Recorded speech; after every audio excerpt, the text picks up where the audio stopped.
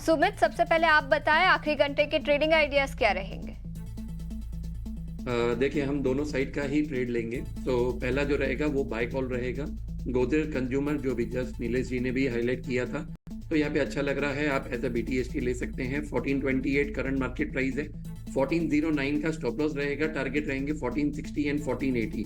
जो दूसरा स्टॉक रहेगा वो सेल साइड का कैंडिडेट लग रहा है। जब आप देखेंगे लोअर टाइम फ्रेम पे एमएनएम महिंद्रा एंड महिंद्रा अपना एक इंपॉर्टेंट लेवल आज सुबह को ब्रेक किया है और कंटिन्यू अभी न्यू लोज बना रहा है। तो यहाँ पे करंट मार्केट प्राइस पे आप सेल कीजिए। 2733 का करंट मार्केट प्राइस है। 2758 का स्टॉप लॉस रहेगा। जो यहाँ पे पहला टारगेट रहेगा वो करीबन 2680 और जो दूसरा टारगेट रहेगा वो 2660 करके। बिल्कुल, तो जीसीपीएल पर खरीदारी की राय और अभी नीलेश ने भी इस स्टॉक पर खरीदारी की राय दी है और ऑटो सेक्टर से एमएनएम पर बिकवाली की राय। कुणाल, आपके स्टॉक स्पेसिफिक आइडियाज क्या रहेंगे?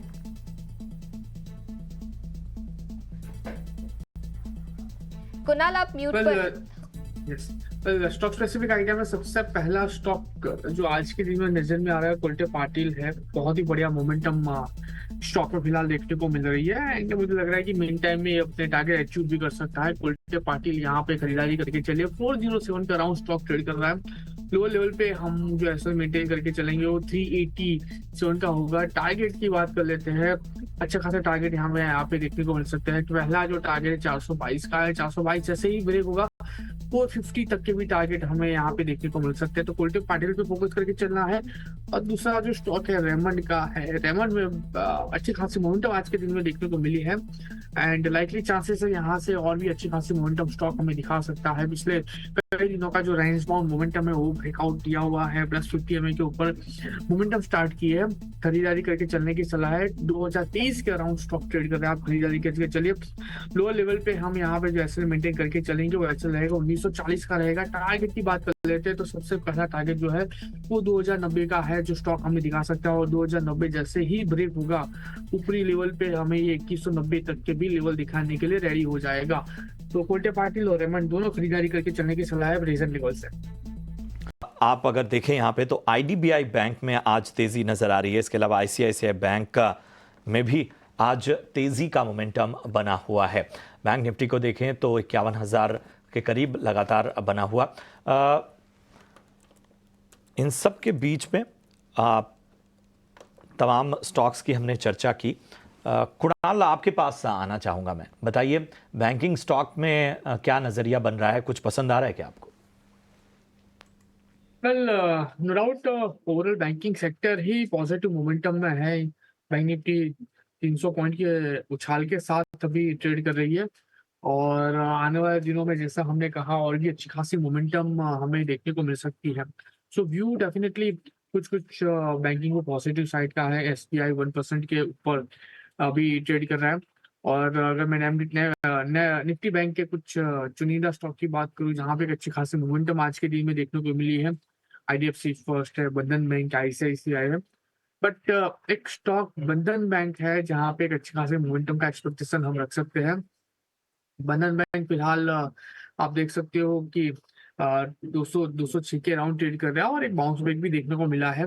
सो खरीदारी करके चलने की सलाह है बंधन बैंक पे। फिलहाल नीचे जो ऐसे हम मेंटेन करके चलेंगे 198 का होगा।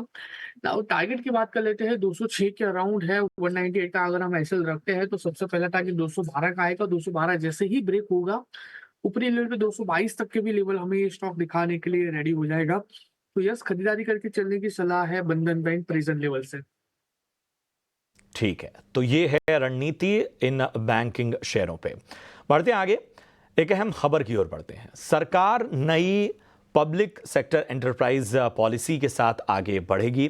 पीएसयूज में भी सरकार वैल्यू एडिशन और एसेट क्रिएशन को प्राथमिकता दे सकती है। एक्सक्लूसिव खबर पर ज्यादा जानकारी के साथ मेरे सहयोगी प्रकाश प्रियदर्शी जुड़ चुके हैं। प्रकाश, बताएं क्या है जानकारी?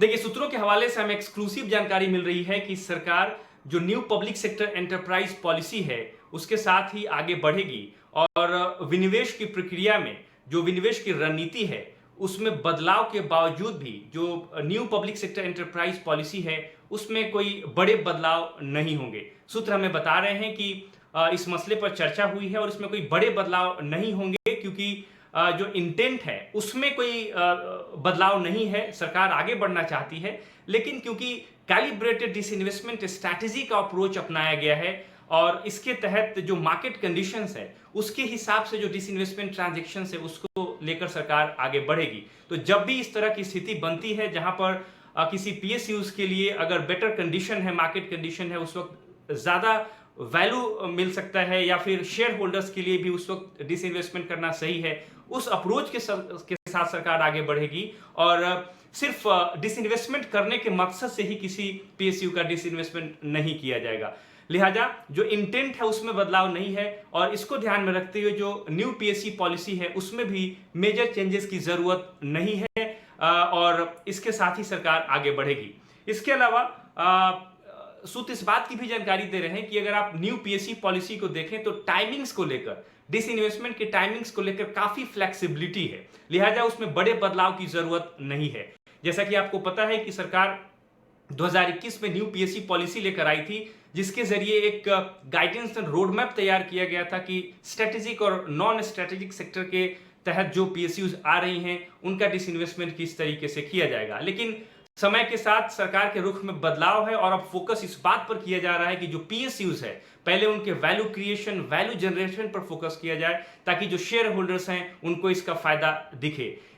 इसके अलावा सूत्र इस बात की भी जानकारी दे रहे हैं कि जो पीएसयूज है लगभग सभी पीएसयूज के कोर और नॉन कोर असेट्स की पहचान कर ली गई है। ये काफी इंपॉर्टेंट डेवलपमेंट है और फोकस इस बात पर है कि जो नॉन कोर असेट्स है उसकी लिस्टिंग की जाए ताकि ज्यादा से ज्यादा वैल्यू जनरेट किया जाए सरकार के लिए भी और जो रिटेल शेयर होल्डर्स हैं उनके लिए भी। तो इस बदली हुई रणनीति के साथ सरकार आगे बढ़ रही है, लेकिन इसके लिए न्यू पीएससी पॉलिसी में बड़े बदलाव होंगे इसकी जरूरत महसूस नहीं की जा रही है, जैसा कि सूत्र हमें इस बात की जानकारी दे रहे हैं। शुक्रिया करेंगे प्रकाश आपका इस अहम जानकारी के लिए। और हमने देखा कि बजट के बाद से ही जो सरकारी शेयर हैं, चाहे वो किसी भी क्षेत्र के हों, पीएसयू बैंक्स हों, उनमें एक करेक्शन देखने को मिला। खासतौर पे जो सरकारी डिफेंस क्षेत्र है उसमें तो बहुत ज़्यादा करेक्शन देखने को मिला, फोकस में भी है। सुमित, तो मैं आपके पास आना चाहूँगा। सरकार ये कोशिश कर रही है कि ठीक है, तमाम उसकी योजनाओं और इसके साथ ही बहुत से वक्त पे जो रिफॉर्म्स हुए उसका फ़ायदा तो इन शेयरों को मिला। अब जो है इनकी खुद की जो वैल्यू है आगे लॉन्ग टर्म के लिहाज से और मजबूत हो, इनकी बुनियाद बेहतर हो, इस दिशा में सरकार काम करना चाहती है। कैसे देख रहे हैं इस खबर को और इसके साथ ही पूरे पीएसयू सेक्टर को?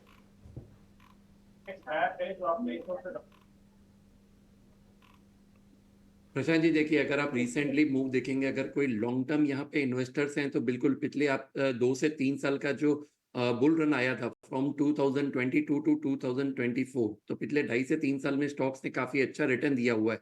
तो अभी भी आप देखेंगे तो वैल्यू वाइज यहाँ पे और उनको बने रहना चाहिए, लेकिन मैं यहाँ पे थोड़ा सा वेट करूंगा।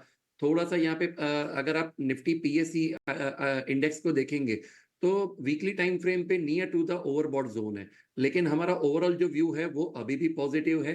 तो कभी भी अगर आपको डिप्स मिल रहा है तो बिल्कुल आप इसे यूटिलाइज कीजिए, बल्कि यहाँ पे एक जो हम बोलते हैं कि एवरेज करना, तो बिल्कुल आप अगर डिप्स भी मिल रहे हैं तो आप यूटिलाइज कीजिए, लेकिन पार्शियल आप यहाँ पे एंट्री लीजिए। ऐसा ना हो कि आपको इन्वेस्ट करने हैं 100 रुपए और एकदम से आप 100, तो यहाँ पे 25-25 करके आप 4 बार इन्वेस्टमेंट कीजिए, लेकिन ओवरऑल जो व्यू है वो अभी भी पॉजिटिव रहेगा। सो बने रहने की सलाह रहेगी।